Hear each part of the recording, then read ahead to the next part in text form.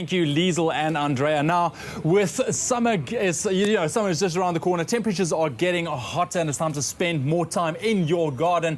And you don't necessarily need to have green fingers to grow the most amazing veggies and herbs. You just need to know the basics, starting off with what type of soil is the correct soil for your plants. And here to help us out in that regard is Mr. Ben Guest from Urban Harvest, giving us some good tips on how to get your soil absolutely perfect. Ben, nice to have you, man. And Great can I just here. compliment you on our rooftop garden? You've been doing an amazing job. It's so lush. It's actually nice to stand out here. Yeah, thank you. It's been growing beautifully. And the key to that, as you said, is healthy soil.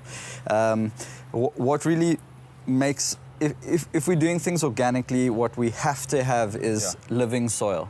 We need living soil. So what I mean by that is we need living organisms in the soil. Things like earthworms, woodlice. You can see here we've got some earthworm castings. The way really to make your soil healthy is to add organic matter. Organic matter, no matter what type of soil you have. Yes, absolutely. If you've got, you see, this is hard clay, rocky. It's capped, so there's no space in here for oxygen. And if it gets wet, it holds on to water too much.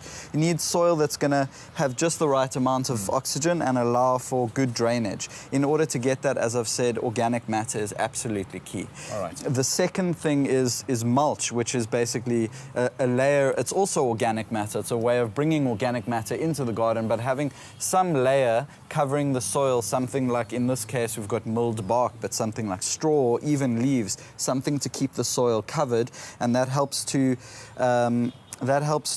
create a good environment for the microorganisms like the earthworms, and they then digest the organic matter into compost, which feeds the plants. All right, so let's talk about those nutrients that your plants need to be and grow healthy as well. What do they need? Okay, so there's a lot of nutrients. There's macronutrients and micronutrients, but the basic is nitrogen, phosphorus, and potassium. So nitrogen helps for healthy leaf and stem development. All right.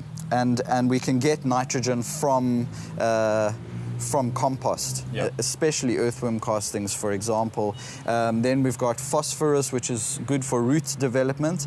One of the best ways to get that in organically is bone meal. Another one is seaweed, which is actually readily available. Seaweed, that's interesting. On another show, we'll talk about how to make liquid fertilizer using seaweed, so you can introduce those nutrients liquidly to the plants. So let's talk about actually just getting those nutrients into the different, because you've got different types of soil here. Now, you can work with your soil, you just need to get those nutrients in there. Absolutely. So how would you get that in there organically? Good question. And I mean, specifically preparing the boxes in the beginning, that's the most important. If you're planting in containers especially, but also in the soil, you want to add compost is key. Normally sort of 30 to 50 dm, in other words, like a bag of compost per square meter.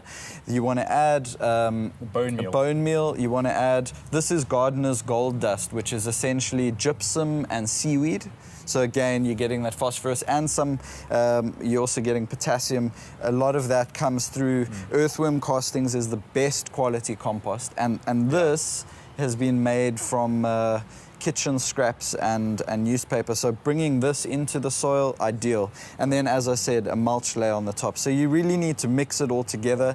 But your main substance is a good potting soil, which is somewhere between dry, sandy soil and very heavy clay soil. We need a mix. Which you can get at your nurseries as already available. Very much so, yeah. All right, so let's talk about, we've got our herb garden right here. Now, all herbs and veggies, do they need the same type of soil to grow effectively? Most herbs and veggies will like a rich, organically rich soil, which I keep coming back to. Put in organic matter. In fact, 90%. There's a couple, a lot of people make a mistake with carrots. They think the carrots also need the compost, and what happens is, because compost is rich in nitrogen, carrots will get lots of beautiful leaf growth, and everyone will go, wow, look at my amazing carrots. And then they pull them out, there's hardly anything there, because carrots, they need the phosphorus for the root development, but as little nitrogen as possible, because you want the energy to go into the roots, not into the leaves. Exactly. But generally, as a rule of thumb, be generous and abundant with your garden. There's lots of soil conditioners. These are just a few. Put in the soil conditioners, make sure that your garden's always composted, and equally important is to have that mulch layer at all times. So you've mentioned that a couple of times. It means it's very, very important. Ben, thank you so much for joining us. You've been doing wonders with our garden right here, and it's in dire need of a harvest. I know you're going to be doing that soon. But of course, if you want any more tips on how to get your soil perfect from Mr. Ben Getz, you can just log on to expressoshow.com. We'll put all the info for you right there. Don't go anywhere. We'll be right back.